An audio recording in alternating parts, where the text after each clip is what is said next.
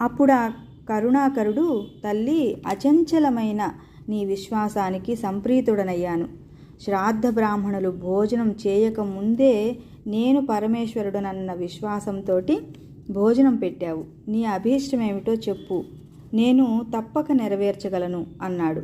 స్వామి మాటలు అమృతధారలై ఆమె చెవుల ద్వారా శరీరంలోని సర్వధాతువులలోకి ప్రవహించాయి.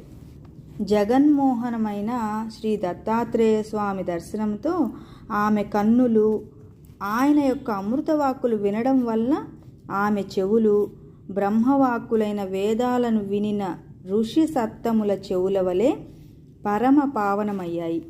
ఆమె కృతజ్ఞతతో, పరమాత్మ, యోగులను కూడా ముగ్ధులను చేసేలాగా దర్శనమిచ్చావు. అంతేకాక నా చేతి అన్నము స్వీకరించావు. ఇంతకంటే నాకేమి కావాలి?